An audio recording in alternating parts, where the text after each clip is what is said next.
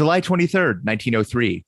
The Ford Motor Company sells its first car and, oddly, its 8,000th pair of truck nuts.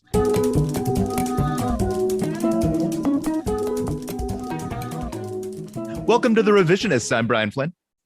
I am Zach Powers. And our returning champion, favorite of the show, the wonderful Bridget Callahan. Thank you for being here, Bridget. Thanks for having me.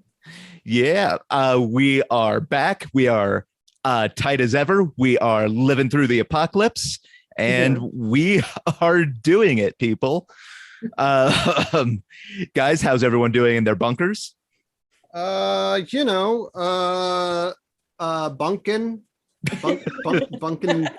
down, I guess.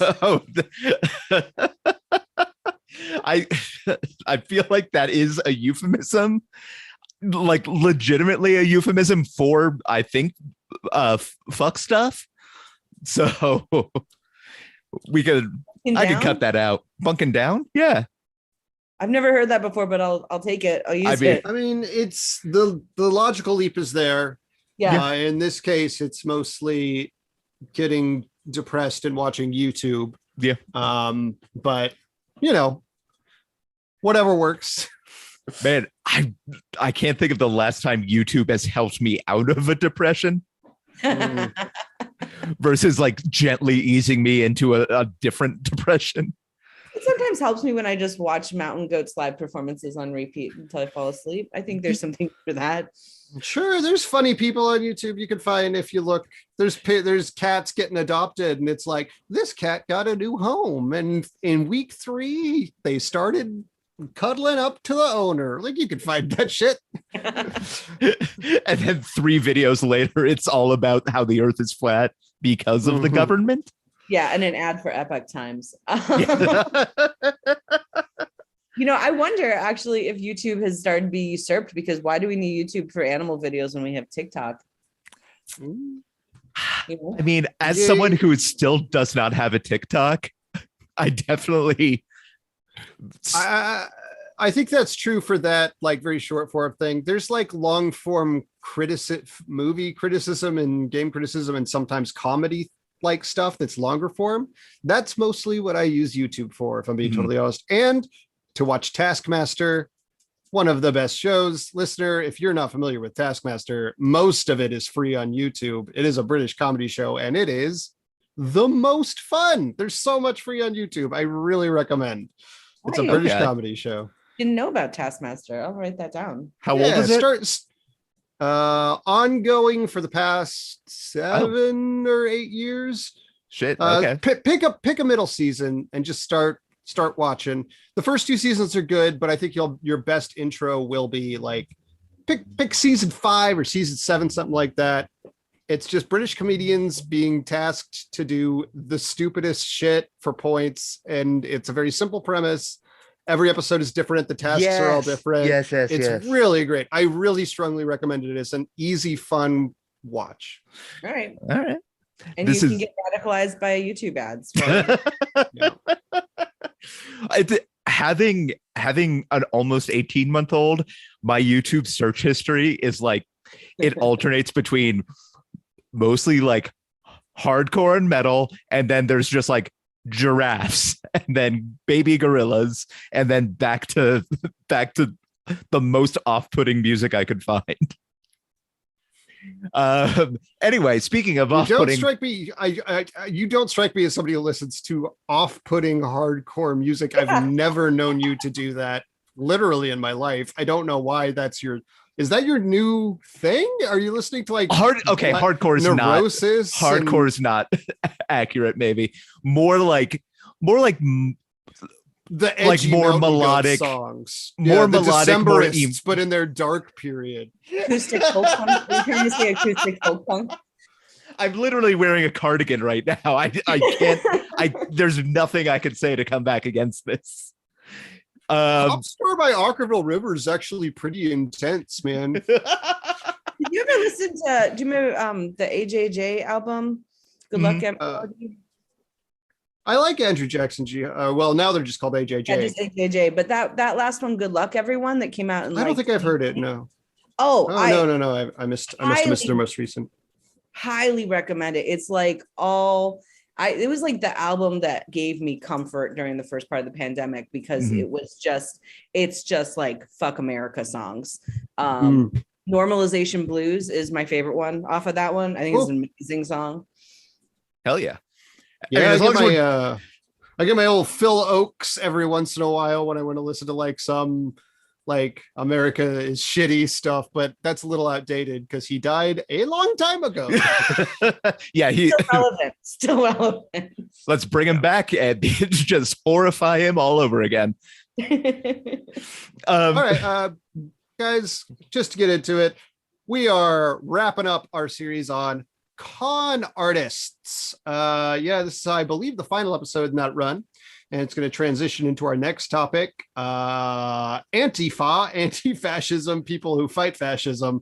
And it was going to be pirates, but then listen, if you're upset about it not being pirates, email your congressional representatives. We've had some great con artists on this run, and they've had a lot of goals. Most of them were to make themselves money. And as far as this podcast goes, very light topics for the most part.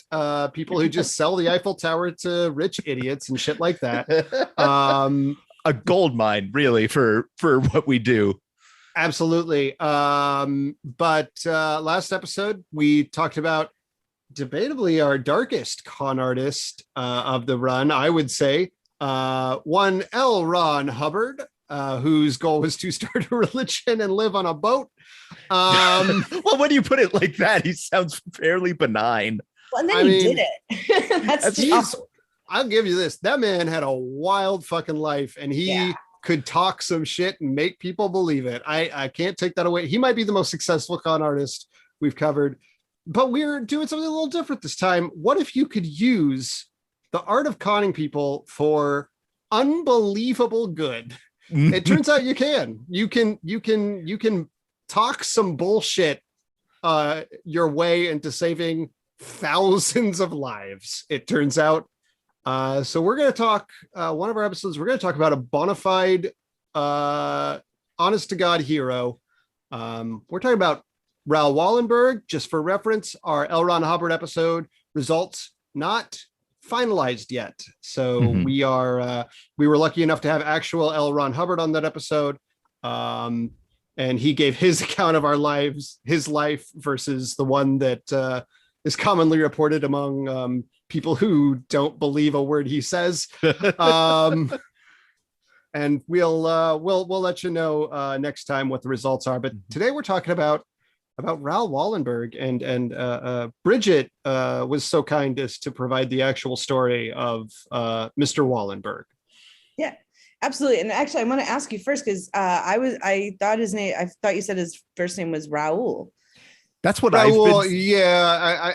I'm just a dumb American, so this is a Swedish dude who probably pronounced it Raoul. I have not heard it necessarily. I've read about him, but I haven't heard it said, so I don't know. But yeah, that's why I was like, oh, have I been saying this wrong the whole time in my head? Because I was like, oh, Raoul. I feel like that happens every other episode we do. So how do we say this? All right. Well, should I just get started? Let's get into it. Let's do it. Absolutely. So Raoul Wallenberg was a young man who was born in Stockholm or near Stockholm in Sweden. He was the son of a fairly rich family. So very, very upper class, just a bunch of really successful businessmen, lawyers, doctors in his family. His grandfather was a diplomat. So they were very cultured, very worldly, like just cream of the crop European. Yeah, this dude had privilege out the ass. Yes. I think it's fair to say. And he's a good example of using that to pretty good effect. Yes. Oh, yeah, absolutely. But I think it's one of the things that I really find super intriguing about his story is how much of a young European rich kid he was in the beginning, right? So he went ahead and got all the advantages of that. He studied in Paris. He went to the University of Michigan, to study architecture. So this is interesting. He specifically chose the University of Michigan because the really high Ivy League schools were full of like other rich fucks. And he's like, I don't want to be surrounded by that kind of people. Yeah. I want to go to the school where that is the setting for American Pie 2. Yeah. Yeah, well, he did the Naked Mile. He joined Beta House. It's Ann Arbor now. You think of it as, you know, it's a rich kid's school now, but it's still not as bad as some of the Ivies. And like back then in like 1931, it definitely, I mean, it was upper class in that college itself was, but it was not. It was very like Midwest, right? It was kind of like the wannabe Great Gatsby's trying to like work their way up into business, right? What's really interesting is that in his class, because I was like, oh, who else went to University of Michigan in 1935? So he actually went to school with Gerald Ford, was in his class, and then Arthur Miller was like 1 year behind him. Wow, that's interesting. Yeah. So, I'm sorry. Go ahead. Oh no, I was going to say I for some reason pictured Arthur Miller being like way older, but of course not. No. And then Gerald Ford being like, what? And I think I read something like this is so that he was 1935 and Mike Wallace from 60 Minutes was like 1939 was the class. He All right. Arthur Miller on the paper. It was so crazy looking into the alumni. It's just like, oh, okay, that guy's still alive. I think. Is Mike Wallace still alive? Feels like yes. Yes. It's probably soft yes. We're giving Mike Wallace a soft yes on still alive. Also, I was recently listening to a podcast about the life of Gerald Ford because I go hard in the paint. Turns out he had just like the saddest fucking life up until like becoming president. I will say redacted on Mike Wallace, passed in 2012. He has been dead for 10 full years. So no, not alive. Sorry, I called you alive. Yeah. A lot of mediocre presidents have very sad lives, including the guy in charge right now, I would argue. Yeah, that's true, man. I guess it makes you malleable by the powers that be, right? Yeah, for sure. Some great presidents have sad lives too. Lincoln. Yeah. The bad ones usually have pretty good lives. Yeah, like the man who literally has a golden toilet. Yeah. Yeah. Mm-hmm. So Raoul went to the University of Michigan. He studied architecture, got his degree in architecture. He was known at the time while he was going there, which kind of ties into what you were saying about why he chose that school, is that even though he came from a rich family, he worked like the whole time he was there, and he was a rickshaw handler. So you can picture this young Swedish aristocrat driving people around on a rickshaw. He was a big fan of hitchhiking. So he hitchhiked a lot. And there's a quote where he talks about how he like learning to hitchhike and learning to be on the road like that kind of teaches you diplomacy, right? Mm-hmm. So already what you're seeing is that somebody who like really has a wider perspective of class and absolutely. He was in fact robbed at gunpoint while hitchhiking at one point, and he was like, they seemed very scared and very desperate. In many ways, I think they were more frightened than me by the experience, and he was robbed and thrown in a ditch, and he was like, well, I'm going to keep hitchhiking because it's a really good way to meet different kinds of people. I missed that in my research. Jesus, I think that says a lot about his bravery right there, right? Like you're so interested in the perspective of other people that you're not worried about yourself. So, and to be like empathetic enough to recognize that the person with a gun demanding your money is like also like scared. Yeah. Now, maybe you know a little bit more about this, because I couldn't find much on this except a couple references to being strongly considered that he was gay and was a closeted gay. I don't know a lot about that. A lot of times with these figures, there's like a lot of sort of speculation, but it's often hard to corroborate before a certain point, which is pretty recent. But I don't know of any romantic interests of his that are like well defined or anything like that.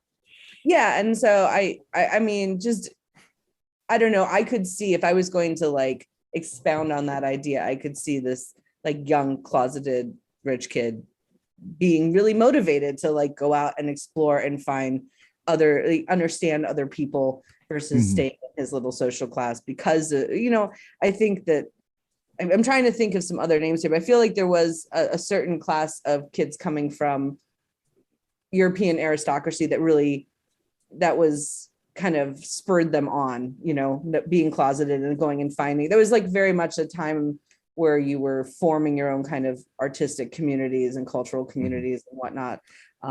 Anyway, well, I just thought that was really interesting. I like that idea. I mean, I think of previous subject from way back when on the show, Sir Roger Casement, who again, mostly pretty closeted, but also helped expose like the abuses in the Belgian Congo and fought for Irish independence. And it's legitimately, to me, like one of my favorite figures to like read about from history. He definitely had a very similar thing going on. Well, right. Your family probably is pressuring you to come back home and get married and have kids to put on the line, right? Go out and adventure, right? Go out and find other parts of the world. So I think there was a group of people coming from Europe at the time that were like that. But anyway, so just a very, much as I love to hate on trust fund kids, this guy was really doing his best to like carve out a different perspective for himself. Very much the exception rather than the rule for trust fund kids. So don't worry, listeners, they're A-okay to still fucking just roast. Unless you are a trust fund kid, in which case take inspiration from this guy. Yeah. And it's worth noting, prior to even going to college, like a lot of his education was done by his grandfather, who was extremely, extremely interested in keeping him away from like the interests of the bourgeois and having a more worldly, like rounded education provided to him. Sure. Yeah. All right. Well, he did make one miscalculation, which is that an architecture degree from University of Michigan does not get you, allow you to practice architecture. Sure, absolutely. So he got this degree and then he was not able to get a job as an architect. So he went ahead and took advantage of some family connections, started working for a bank in, I'm going to mispronounce this name, I always do, Haifa. Am I saying that right? Is that the name of the city? Haifa, I think. Haifa? I mean, your guess is as good as mine. Well, we'll say Haifa. I think that might be more correct, but it's in what is now present day northern Israel. Yes, sure. I think that is Haifa. Yes. Yeah. So he was working in the area. Hitler was chancellor of Germany in 1933. So we're talking now, like he's been in Germany for a couple of years, and stories are starting to circulate around Europe. And so while he was working in Haifa, he would hear and talk to a lot of German Jewish refugees that were coming into the area about things that were happening in Germany. And then in the early 1940s, once again, used another family connection to start working at this export-import trading company that was owned by this very rich Swedish Jew named Kalman Lauer, who's a Hungarian Jew, but living in Sweden. And he was the owner of the company, but Wallenberg kind of moved up there very quickly. One of the reasons he kind of moved up and he became joint owner, I think within a couple of years, was that in 1938, the Kingdom of Hungary started passing a lot of anti-Jewish legislation on their own. And in 1941, Hungary officially became one of the Axis powers aligned with Germany. So Kalman could no longer travel from his business place to Budapest or Germany or occupied France. So Raoul became the face of the business because he could travel to Germany, travel to France, travel to Budapest to look after any kind of business partnerships.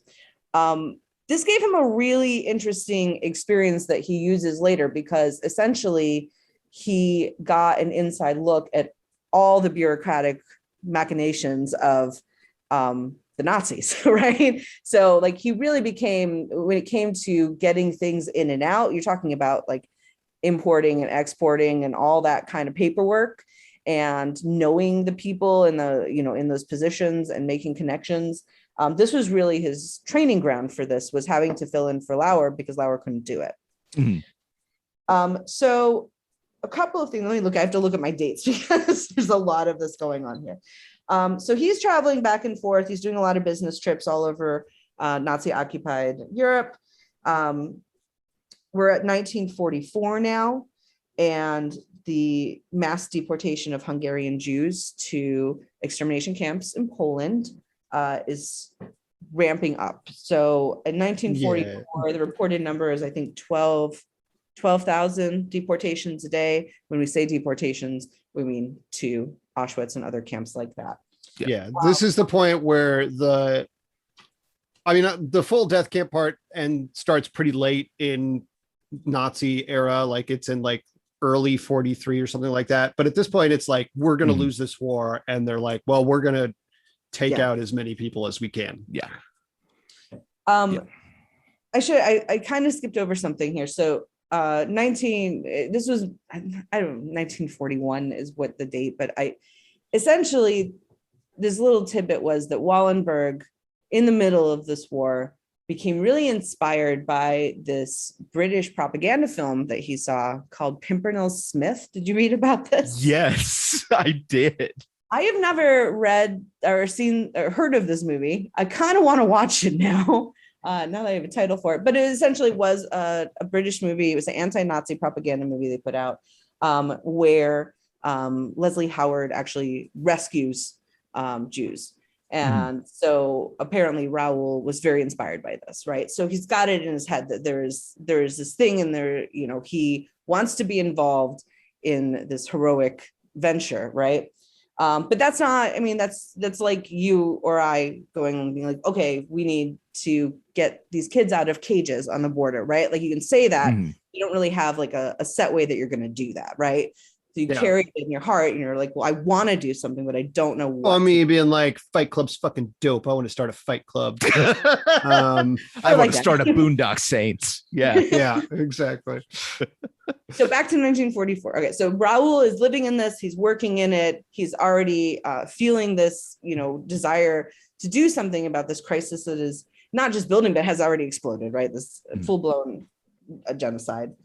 And in 44, there are a couple of documents that get leaked out to the international community, right? So I am not, this is part where I'm not the best World War II historian, like when it comes to timelines. So you guys probably know it's a little bit bored. But in 1944, I think you're still really like, when they were ramping up the camps is when we were really starting, Americans were really starting to become aware of it themselves. Is that correct? I mean, to an extent, the most popular knowledge of sort of like the death camps of, say, Auschwitz, wasn't really widespread until after the war. But of course, Americans knew about the concentration camps and the labor camps where people were being starved and worked to death, even if they didn't know like had the extent of it. Yeah. And I think, and it's just briefly, like basically up until 1942, they were pretty much like labor camps that a lot of other oppressive governments have. And then after the Wannsee Conference in early 1942, they were like, we're just going to turn them into death camps, which was kind of a brand new thing. So it was pretty late in the run of the Nazis, which started in 1933, that they actually actively were like, we're going to start using, these are going to be death camps. And I think not long after that, I think high level people knew kind of what was going on. Well, this will bulk up that idea. So there's two documents leaked to, like I said, the international community, but it lands in the hands of Franklin D. Roosevelt, right? And it is, one of them is, they think was a truncated version of the Auschwitz reports, you know, but just like somebody copied it and was trying to pass it out. But another one is a 6-page report detailing all of the deportations of the Hungarian Jews, which at that point is like 435,000 that have been deported at that point in the war.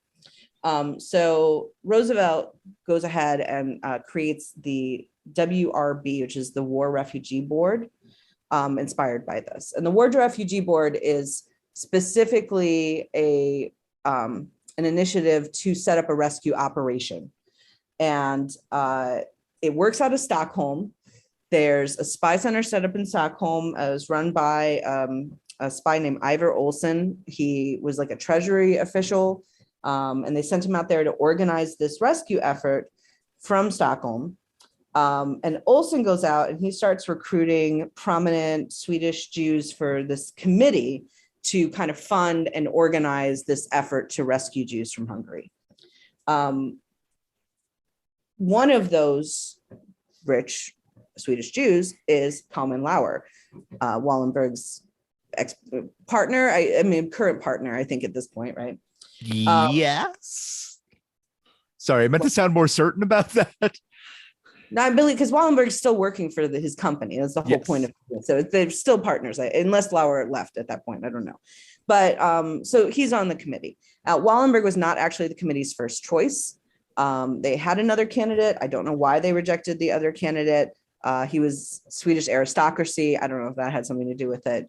But Wallenberg is then put forth as a candidate by Lauer. And he's not immediately approved either because the US authorities are like, oh, we don't know. This guy has a lot of business interests in Germany, right? The Wallenberg family is pretty tied up economically with German and European business. But yeah, and like I remember reading his brother was like actually a Nazi. Yeah, probably, right. Yeah. I don't know. His family seems pretty. Who knows? I'm not even going to comment on that. I don't know. Again, I don't know. Maybe he wasn't. Maybe he was just like one of those people who's really into Nazis. I don't know. There's probably a lot of this big spectrum of that among the aristocracy at this point in Europe, right? Yeah. Yes. So Wallenberg was a hard sell. He was not supported by the US as the person to lead this, but he had all these business relationships. So he had a structure to start with. And so they go ahead and they put him in charge of this rescue effort. The effort actually started, the rescue operation started July of 1944. So I think roughly less than half of the Jews that were in Hungary at the beginning of the war were still there. It was like 230,000 were left. And what Wallenberg did is he worked with a bunch of other people to make these fake passports, protective passports, they call them. And these essentially were passports, paperwork that said, this person is a Swedish subject and, should be returned to Sweden, right? Like is protected by the Swedish government. So they start making these fake passports and trying to give them out. There's this famous story. Oh, yeah. They just put all these bullshit stamps that don't mean jack shit. He's putting stuff on them just to make them look official. None of this stuff means anything. Right. He's just trying to make them look like as official as possible with all these stamps and icons and shit. But there's nothing backing this up. The government's not backing this up. It's just pure bullshit. Yes. But really, I mean, I was wondering why you guys had picked him as a con. You were like, it's the last one of the cons. And I was like, really? He's not really a con man. He's like a hero. And then got to this, and this is where I think the skills of the con really came into play, because Wallenberg knew that you can if you confuse and intimidate people, you can get away with a lot, right? Yeah. So you've got all these people, all these bureaucrats, all these soldiers who are just, the peons of these programs, just throwing paperwork and stamps at them, daring them to try and say otherwise, right? There's a very kind of famous anecdote about Wallenberg, where he, one of the trains going to the death camps had stopped, and he gets up on a train car and is trying to pass these paperwork through to the Jewish men and women inside the train. And the soldiers are trying to stop him, and they start shooting at him, and he doesn't stop. He's just keeps trying to give just pass through as many as he can through the train car. What the account I read of it, which, granted was just Wikipedia, so I don't know, but the account I read was that one of the witnesses, they must have just been shooting over his head. They must have not, because if they had been shooting at him, they would have killed him, but he doesn't get shot and he gets away. And so they suddenly become stormtroopers. Yeah. Well, I guess they're Nazis. They are I don't know. stormtroopers. Should I kill this person? I don't know. Yeah. Or I mean, you could also make an argument that, maybe there were sympathizers too there, right? Mm-hmm. And they were making a show of it. But so this is how ballsy this guy is that he is just, nope, we're gonna get this in as many hands as we can. The other and he gets people out of that train, Mm-hmm. legitimately it works. He saves a number of people from those trains just by handing out these passports and talking to these guards and being like, these people have my passports, you have to let them out right fucking now. And they do it. I don't know. He's got a few compounds, which he actually uses his architect skills to maximize the capacity of these compounds. right. He hugely increases the number of people who can stay there. And he's like, these people are working for me. And many of them do jobs of various types. And they're not being paid because he doesn't have any money. Yeah. But in the scheme of things, it's okay. I mean, I think this is the first time in my life I'll say this. Thanks, University of Michigan. You did good. Yeah, right. Yeah. So he actually ends up renting out 32 buildings in Budapest. And this was the kind of fun trick that he did. Fun is a weird word to use in the story, but he declares them all extraterritorial. So that gives these buildings diplomatic immunity. And he camouflages them with Swedish flags literally everywhere. He's naming them the Swedish Library and the Swedish Consortium and just Swedish everything, Swedish flags everywhere, putting out this appearance of this is Swedish property, you cannot go here. And he houses 10,000 people in these buildings over the course of them being used. This is my favorite part of the whole story. Yeah, just camouflage it with Sweden flags. There's another trick that he pulls a little bit later when things ramp up and the war's going especially poorly and they stop kind of caring about the jurisdiction. Mm-hmm. He finds the most Aryan looking people who are residing at those places and puts them in Hungarian fascist uniforms and stations them outside the building. So that it looks like the Hungarian fascists are in control of the building and they won't search.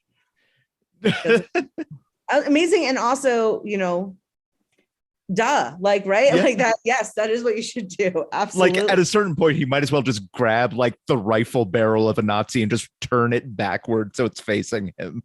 It reminds me on a much different level of I was driving from Denver back to North Carolina in a particularly bad time of the last couple of years. And I was like, I should cover my car with Trump stickers to get through Kansas so no one will pull me over and get me pulled over for weed. So all hail the camouflage trick. I think I think I'll never look at the Swedish flag the same way without thinking of those buildings. Mm-hmm. I don't know if Sweden really deserves that credit, but there we go.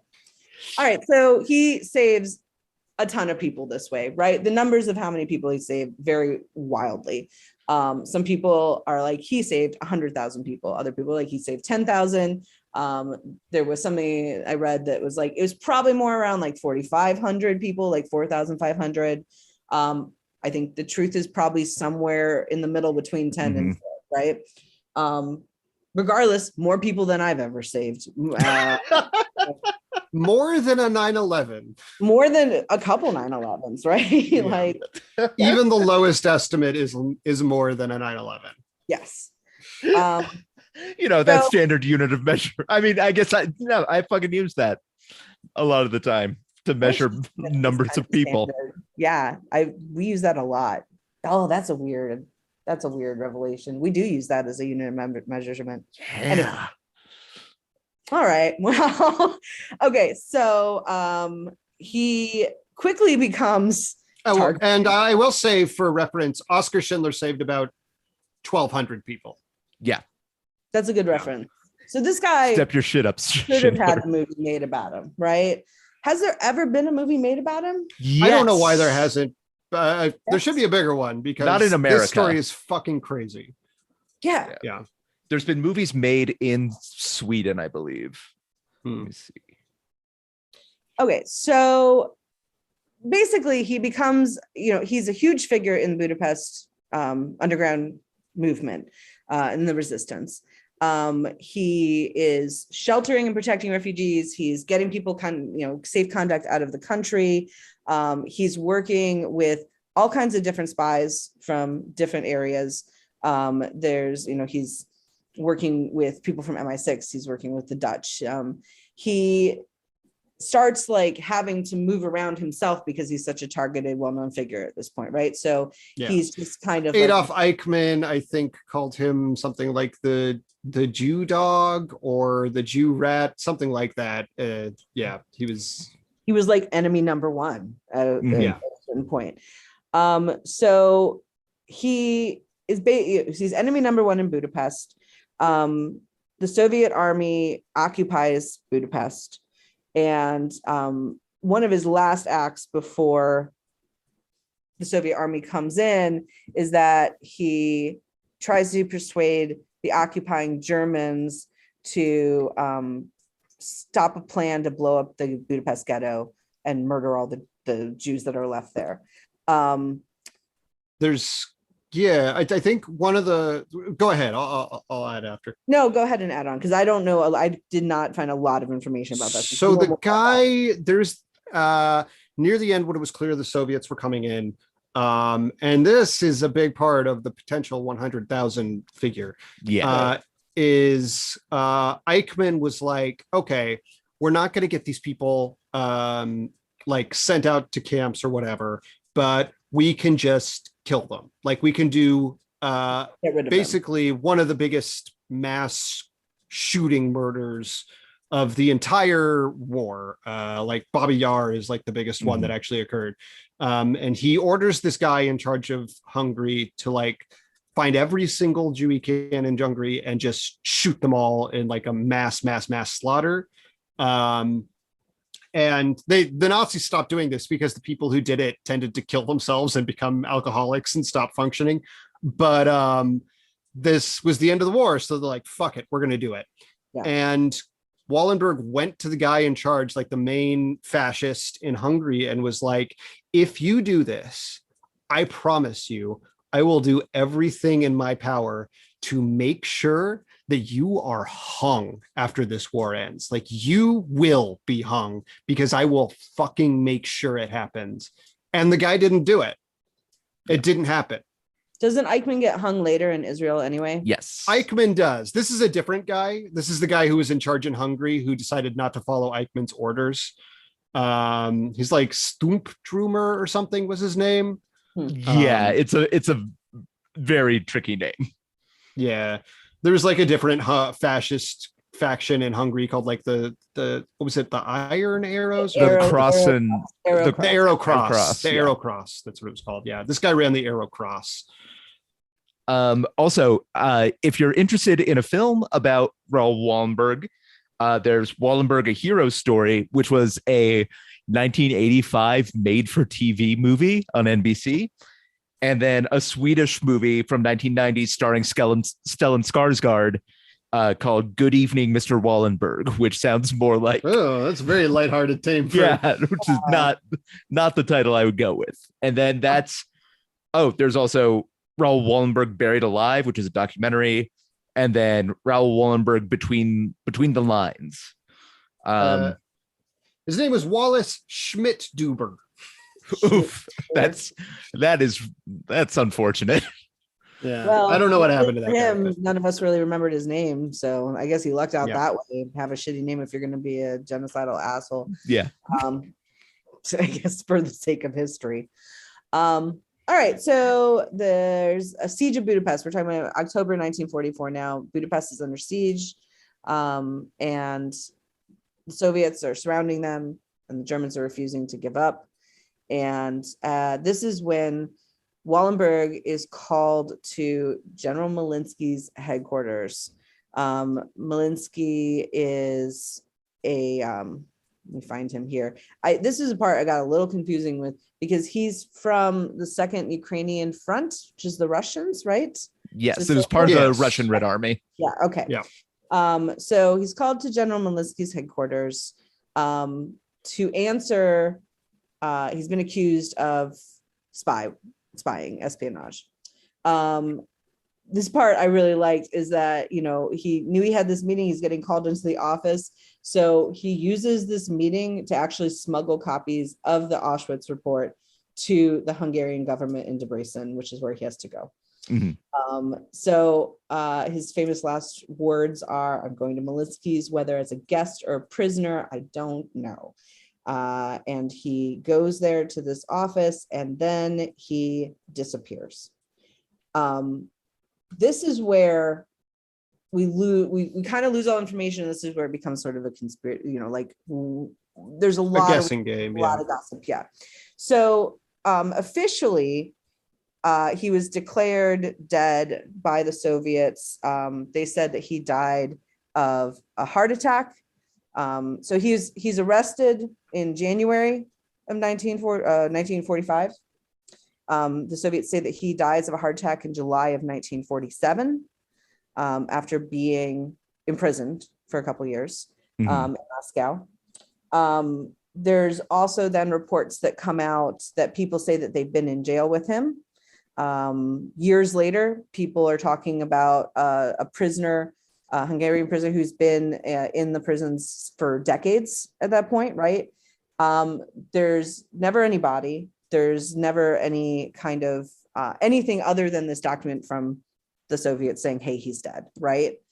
So it becomes a legend of this guy of Wallenberg being alive somewhere in the Soviet prison system. And nobody knows what's happened to him.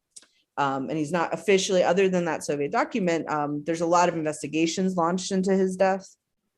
Nothing comes up with much. And I don't know, do you know of any other specific rumors? I know a few details about this. So one, talking about the Swedish flag, the Swedes do not put a lot of pressure on the USSR to save him because they don't want to endanger relationships. Like even the US government at one point is like, you should really check this out. And like, they are like, hey, Stalin, what happened to this guy? And then they're immediately like, we assume he's dead, to give Stalin an out immediately. But probably like they see this guy who's doing all this weird shit with all these cons and all this strange stuff going on. They think he's some kind of spy. And probably what happened was, tragically, he was imprisoned. Pretty good guess he was tortured. Right. And assumedly just died in one of these prison camps at some point. Hell, it could have been that first heart attack. I mean, you live in these camps and live this life. Like that can take its toll pretty quick. But the exact details unknown. But Stalin and the USSR definitely took this guy in, and at some point he passed away, but the full details aren't known. There's also some rumors that he has been tortured the whole time that he's in prison, right? Like there's a lot of that the assumption was he was a spy. Testing and so we never know. That's kind of left at that, but they don't actually kind of stop searching for him. So what was interesting in this little story I found, he was officially declared dead by Swedish legislation in 2016 because his family had been attempting to either locate him or find proof of his death because they couldn't settle his estate until he was officially declared dead. And so I think like his two remaining relatives were both like in their late 90s. And the government finally declared that he had died officially. I don't think it wasn't 1947. They gave it like a couple more years than that. But that finally got settled in 2016. The story was published on Halloween, which I thought was such a weird little inflationary times. Yeah. But that was kind of the end of it, right? Nobody quite knows what happened to him. We do know he's dead. At this point, if he wasn't dead, he'd be very, very, very, very old. And now his relatives can finally get his estate freed up from legislation. So that's kind of the whole end of the story, except for then Wallenberg goes on to be recognized as a very well-known hero in the war effort. So there's a lot of humanitarian awards named after him. There's I'm just going to pull this up here. So he's designated by Israel as one of the righteous among nations. It's a specific category of hero recognition. He was given a Congressional Gold Medal by Congress.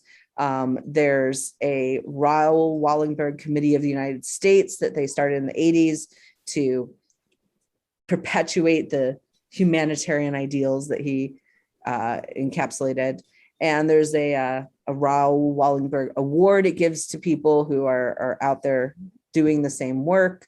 Let me see. I feel like there was another one here that I'm forgetting. The point is, he's gotten a lot of posthumous awards. So he is definitely a legit hero, and probably way cooler than even the story makes him sound. Yeah. I feel like we're just like looking at the tip of the iceberg of how cool Raoul Wallenberg actually was. I have a couple additional anecdotes and quotes about him. First, I want to impress on our listeners. This man went to Hungary in 1944 and disappeared in like mid 1945. Yeah. He did this in a very short period of time. Yeah. And he said to one of his family members before he left that his nightmare would be returning from Hungary, not knowing he did literally everything in his power to save as many people as he possibly could. He apparently slept 4 hours a night, basically the entire time he was there, switching where he slept because people wanted to kill him. Yeah. But I have a couple like just anecdotes about him from firsthand accounts. So as things were ramping up and the war was nearing its end, but before the Russian army was actually in Hungary, Eichmann started ordering death marches because the trains were like couldn't use the trains anymore. So he would just have these people start walking literally hundreds of miles to in the winter to these concentration camps, which, I mean, the walk was intended to kill them, basically. Yeah. And when he heard about these, he would just go out with as many cars and Red Cross things as he could muster and just bring as many bits of paper and whatever he could and just go to random people in the line and say, this person's one of mine. I know I issued this person a passport. I know I issued this person a passport, just like with these Nazi guards standing there. And the Nazis couldn't speak Hungarian.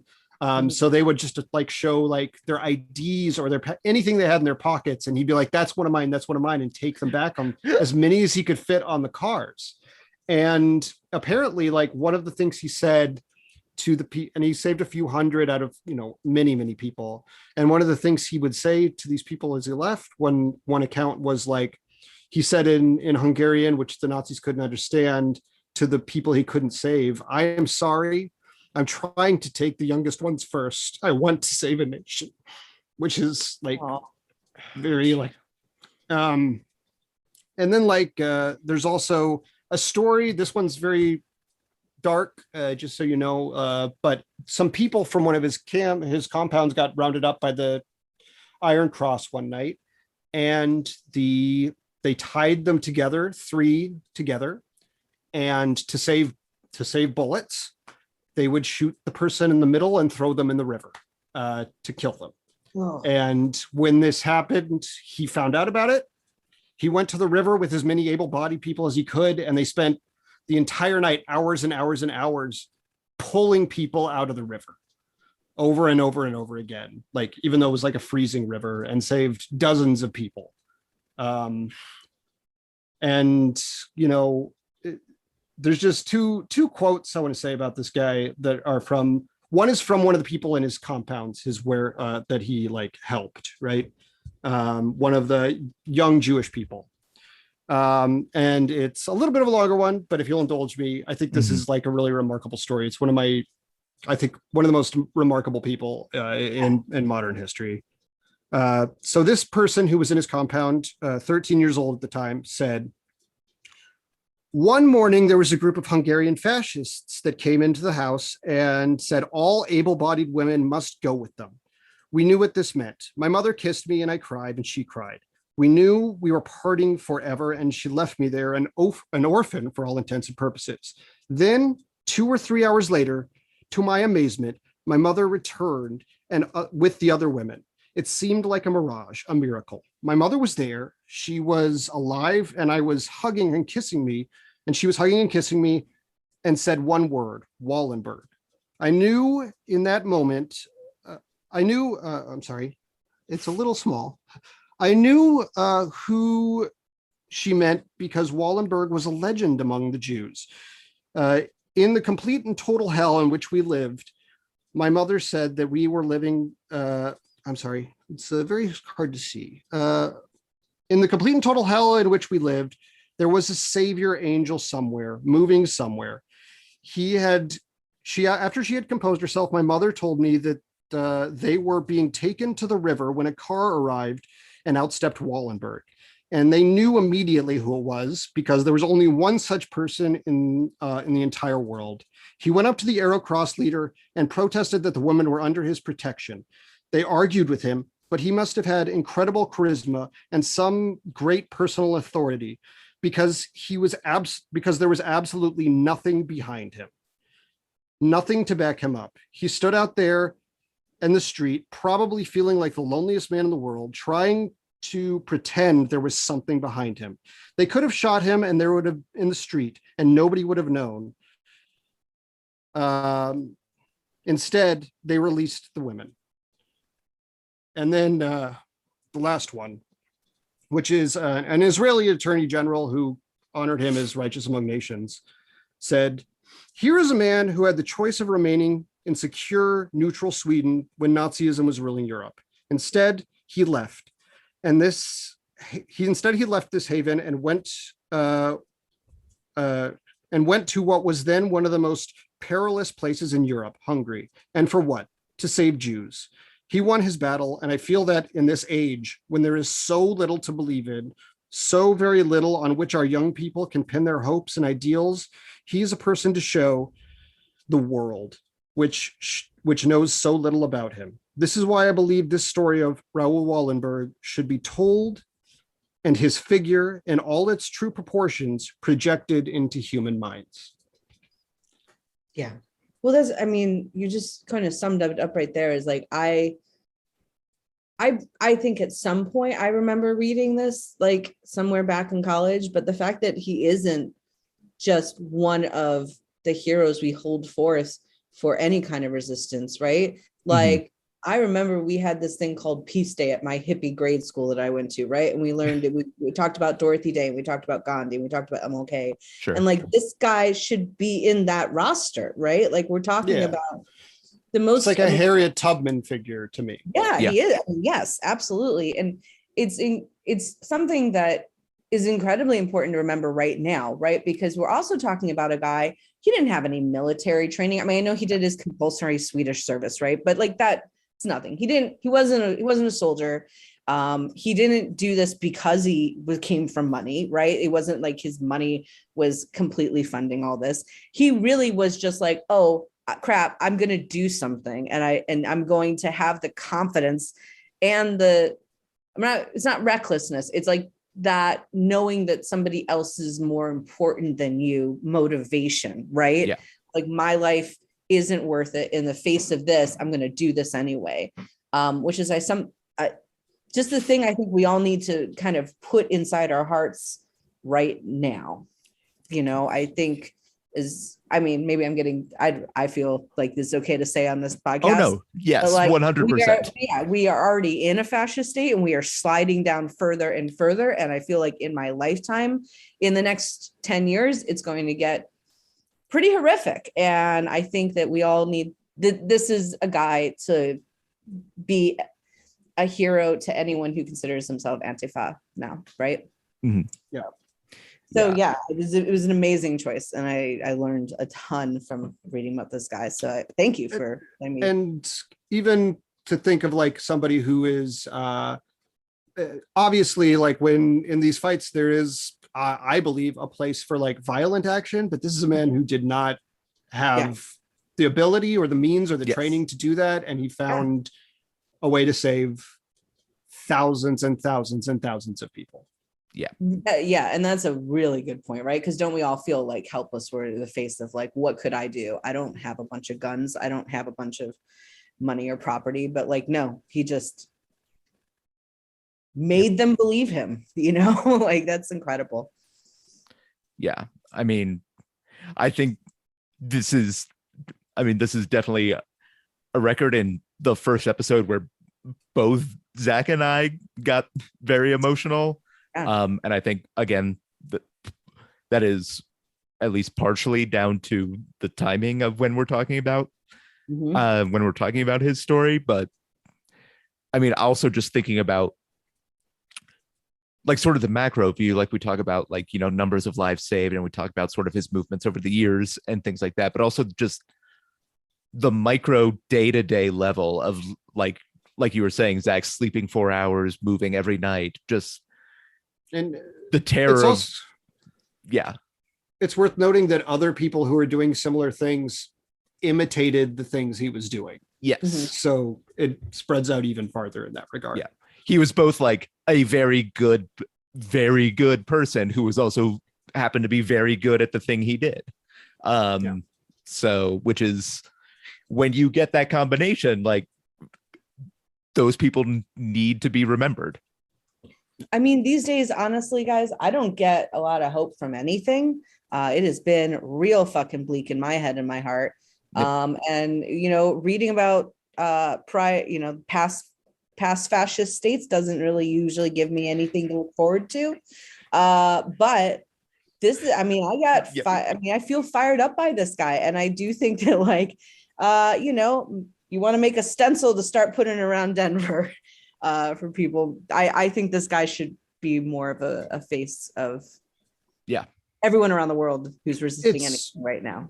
Genuinely incredible to me that they haven't made a huge film about this guy, because some of these stories, him in that on top of that car with them firing over his head, like that alone is unbelievable. Yeah, we get the script.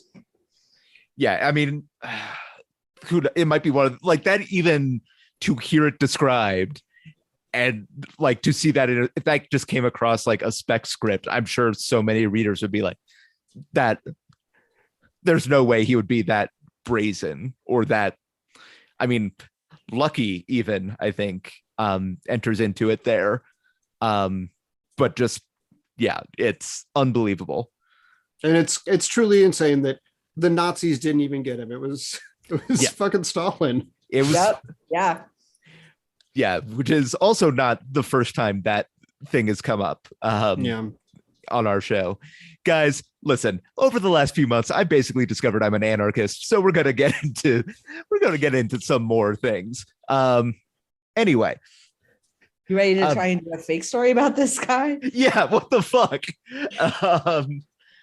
Look, listeners, if you remember back to our Witold Pilecki episode, which was earlier this year, I can't remember.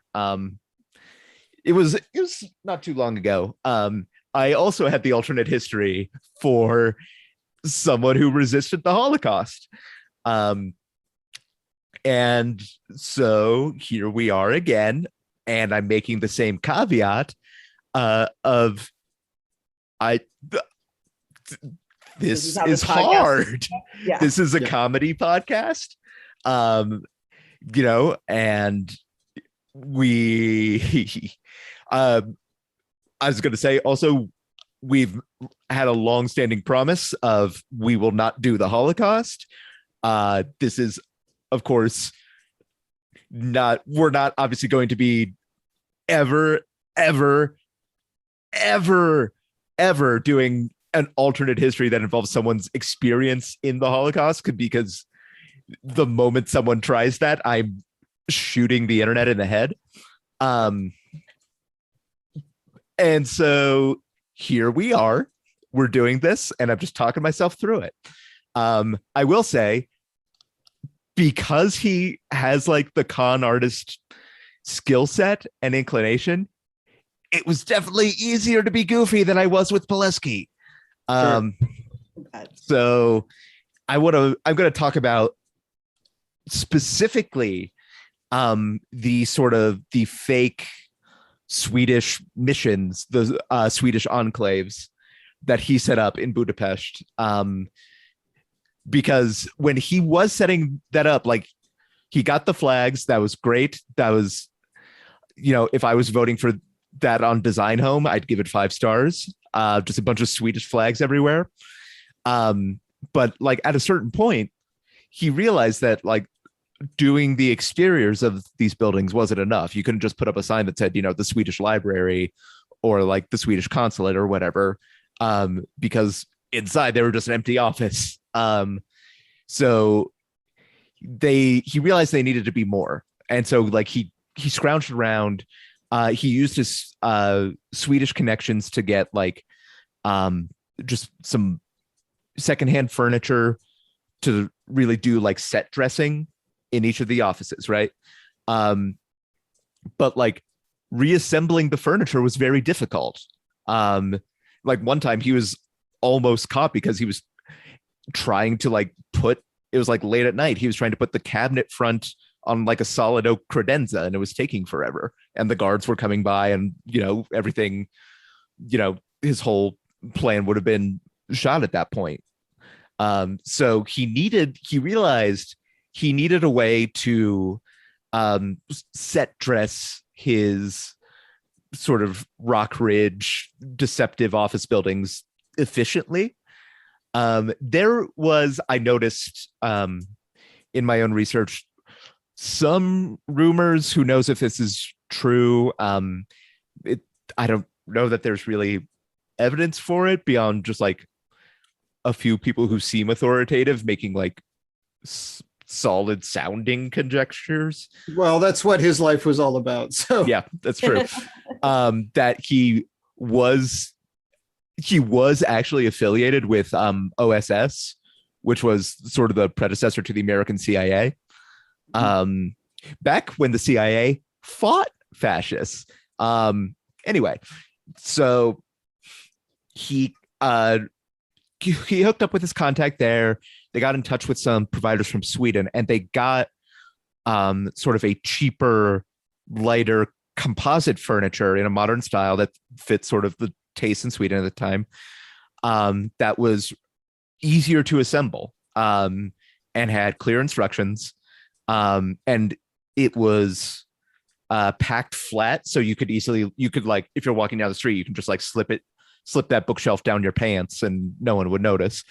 And like he also devised a special tool because he wanted something small that he could fit in his pocket, and that no one would really suspect that he was building all this fake furniture for these fake diplomatic offices. So he invented this little L-shaped tool. He called it an Allen wrench. He, of course, also, being Swedish, kept some meatballs around for snacking, and sort of developed a great Swedish tradition of sort of affordable, nice looking furniture that people can assemble easily, and is made to make sort of slapdash spaces feel more lived in. And I mean, also, easily is debatable sometimes. Yeah, that's true. I'm sitting in front of 3 Billy bookcases right now that almost killed me. Turns out, though, look, that's the end of the alternate history. We're back in real territory now. I decided to look it up. the founder of IKEA was a Nazi. So, um, That's something that I'm not as shocked by as I should be. no, I know. Me neither. There's a few of them. I mentioned, I don't know if this one got used. If not, it's at the end of the episode. We always do all our other alts at the end of the episode. Volkswagen, very much founded by Nazis. Oh, yes. IBM, quite a Nazi organization. Chanel, we've done an episode on Coca-Cola. Yeah, hardcore. Yeah, Coca-Cola, when like the embargo hit, when the US entered the war, and the German branch of Coca-Cola, which kept operating throughout the Third Reich, couldn't get the syrup anymore. They took like vegetable scraps and like some citrus flavoring and made what is today Fanta. So I know that. Also, yeah, Fanta sucks, and that explains a lot. yeah, it's bad. It's a bad soda. I'm But also, glad the Third Reich had shitty soda. I'm glad they had. yeah, crap. they had like weird onion soda, weird like onion and lemon soda. I didn't know that, but I will say I've always been a Pepsi guy. Oh no, I don't know what to tell you about Pepsi because it's a soft drink company that has an army. Oh well, yeah. I don't know. That's a whole another episode, I guess. Yeah, that's a more like Reagan era development. I do like your interpretation. I think Wallenberg as the original Yimby is a good good take.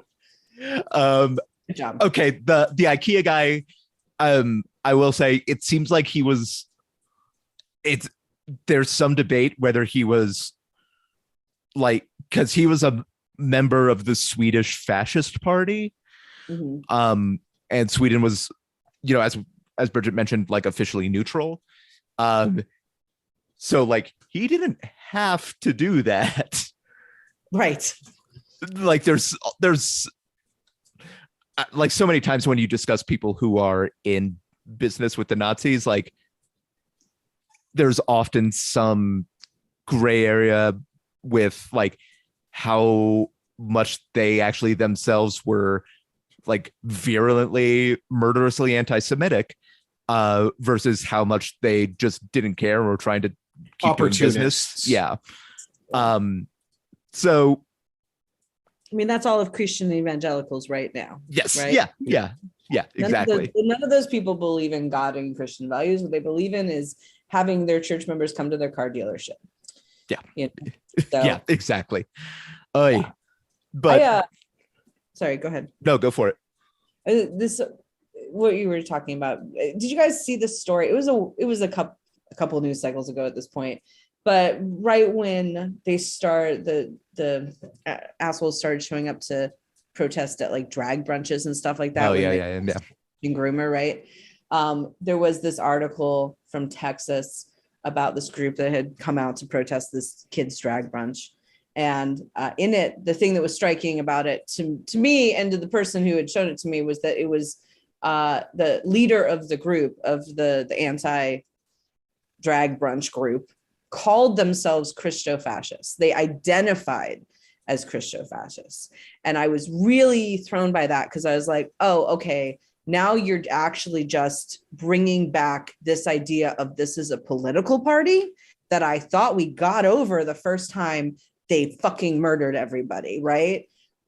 So this, I mean, it just puts it right at the time. That was, I think, it was like a month ago, and I have not been in a good headspace ever since because I was like, that is, there's a bunch of signs, but that was the one for me that was like the little light bulb of this is coming fast, Yeah, I mean, I think, and this is not going to sound as like comforting as I mean it to be, but because like my family like has like, I come from a family of like journalists, my father especially, who has like covered racist and extremist groups since like the 80s. And they've sort of always been like pretty, unless they were people like David Duke who were trying for more mainstream like credibility, they've always been sort of pretty open about saying that sort of thing. They shouldn't. They shouldn't be fascists at all. If you're listening, you're not. You're a piece of shit. So part of me hears that, and it's like, I always hate hearing it, but it doesn't also strike me as anything necessarily that novel about the current fascist period we're living through. No, but I think what got me was just like seeing it printed out as Sure. You are openly identifying to a mainstream news source. Yeah. Without any compunction, right? As and not as Nazis. I've heard people identify as Nazis and things like that before, but like fascist that's a weird term because it was a political party, right? Yeah. So we think of it, in our heads, it's been turned into Nazi, right? Which is also a political party, but like much more of a ideology, right? At that point.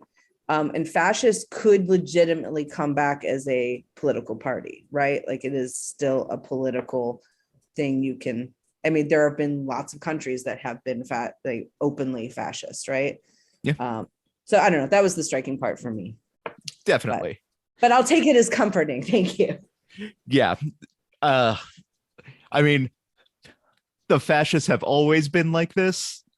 There's just they can't brag about making the trains run on time now because they haven't given us any fucking trains in this country. So and also like the trains in Nazi Germany and in like Mussolini's Italy were shit. Like no one liked them.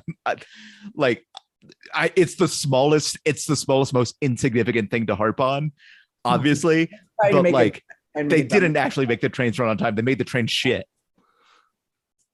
So anyway, I'm a big train fan. So I do. Everyone knows that about me. While we're at it, the Autobahn myth. The Nazis did not develop the Autobahn in the way that people tend to attribute to them. That is not true. They killed a lot of the union people working on the Autobahn who wanted to start a union.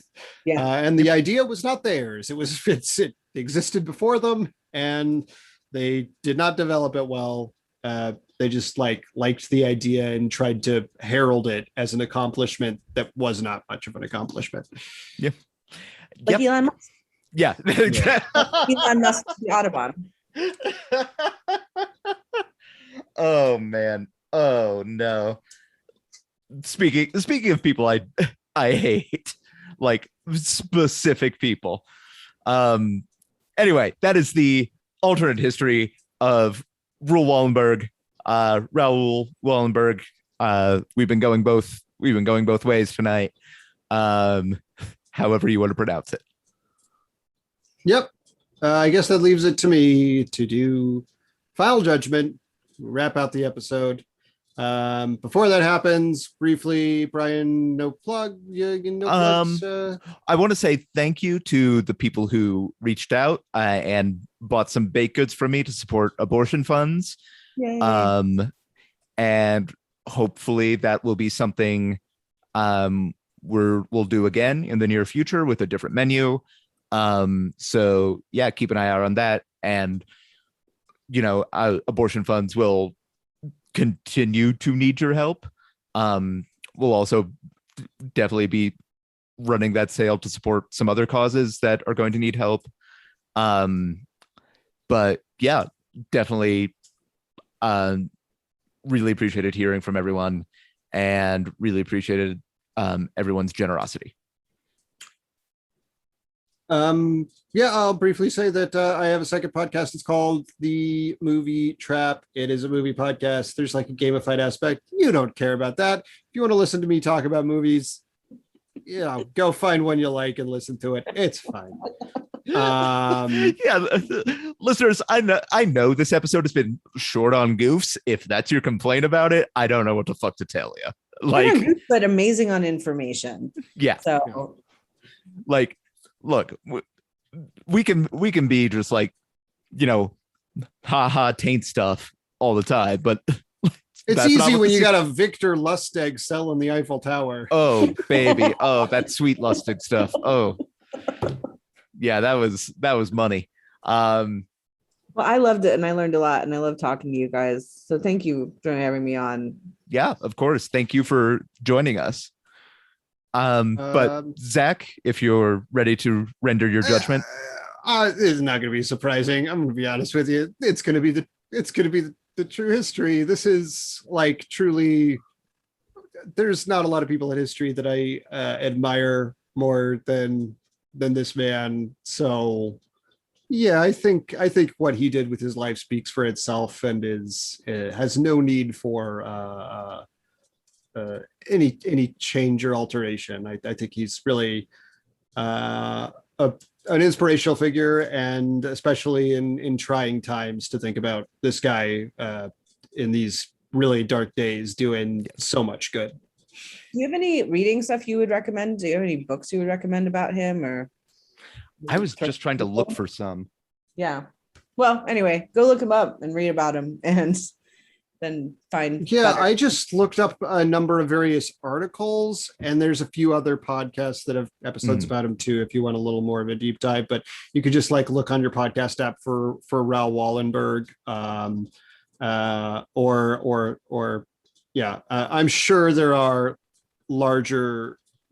full books about him, which I'm sure there's I think there is a book called Wallenberg. That I have not read, but I came across in reading about it a book called Wallenberg. And what was the which name of is- that movie? Hello, Mr. Wallenberg. Yeah. Hello.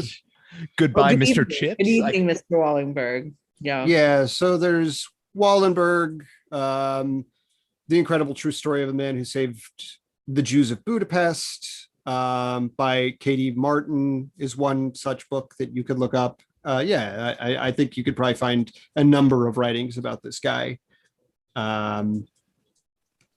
Yeah, there's a whole bunch of books if you want to look them up, and there's a ton of articles online and a number of like podcast episodes. Raoul Wallenberg, Heroic Life and Mysterious Disappearance of the Man Who Saved Thousands of Hungarian Jews by Ingrid Carlberg. Yeah, so there's definitely a lot of stuff out there about this guy. Yeah. Sorry, I was Googling Raoul Wallenberg books, and just under people also ask, like, was one of the questions was Raoul Wallenberg a Lutheran? And I just like, missing the point, dog. Just But also, yeah, probably if he was Swedish aristocracy. Yeah. 100%. Just while we're doing book recommendations, people, not necessarily related to Raoul Wallenberg, but a very good book that is getting me through times like this is called Spain in Our Hearts by Adam Hochschild. It primarily focuses on the American volunteers who went and fought in the Spanish Civil War. It also talks, about people you'd expect from that, like George Orwell, and how big of a piece of shit Ernest Hemingway is. Yeah. But it's very good.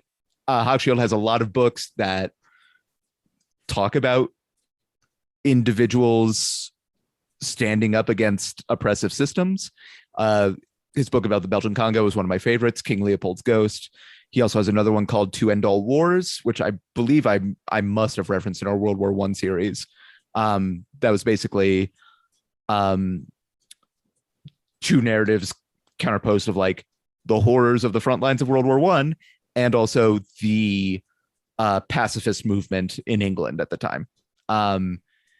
So if you're looking for something to read right now that will maybe help you feel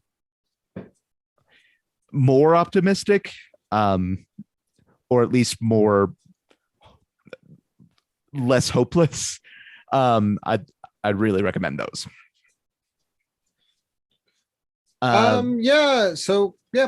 This episode got a little long, so it was a big Yes. topic. But yeah, I think that's going to wrap it up and wrap out our con artist series. Farewell, con artist. You were so much fun.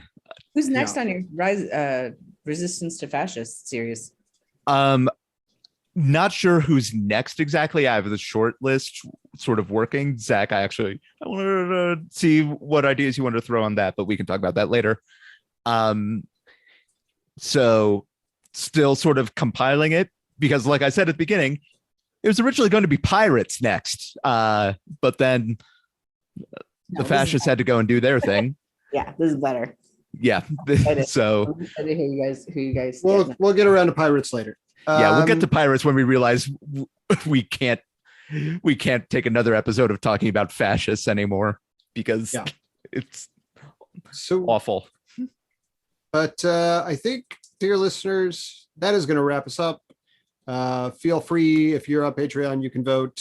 Yes. You can always rate and review us, blah, blah, blah. Apple Podcasts, they help a lot. Write something, blah. If you're on Patreon, you can vote right away. If you aren't, we'll have an Instagram poll the Wednesday after release where you can pick between the true and alternate history. Mm-hmm. Pick the true history. Yeah, gonna put my thumb on the scales for this one.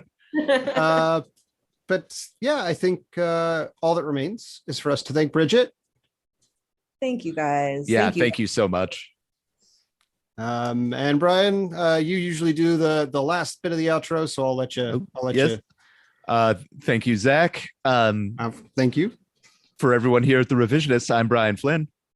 I'm Zach Powers, and have the best time you can right now.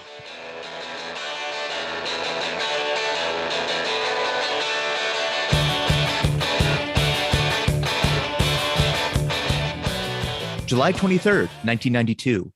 A Vatican commission led by Joseph Ratzinger, the future Pope Benedict XVI, declares that limiting rights for homosexual and non-married people isn't the same as discriminating against them on the grounds that he really, really wants to keep doing it. July 23rd, 1914.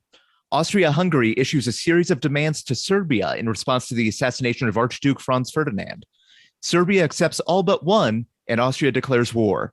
That one demand: Serbia's secret recipe for baked beans. July 23rd, 1900. Canada changes its immigration policy, closing its doors officially to, quote, paupers and criminals, but, politely. Okay, that's all I got. I love the word paupers. Oh, I know. I kept saying poppers, and I'm like, no, that's a different thing. Yeah. I wrote down the years and not the date, and even though you just said it several times, July 23, right? Yeah. Yes. July 23, 1903, the Ford Motor Company sells its first car and begins its reign as the most anti-Semitic car company until Volkswagen is founded by literally Nazis. July 23, 1982, outside Santa Clarita, California, actor Vic Morrow and two children are killed when a helicopter crashes into them while shooting Twilight Zone, the movie. It's John Landis's biggest fuck up until his son.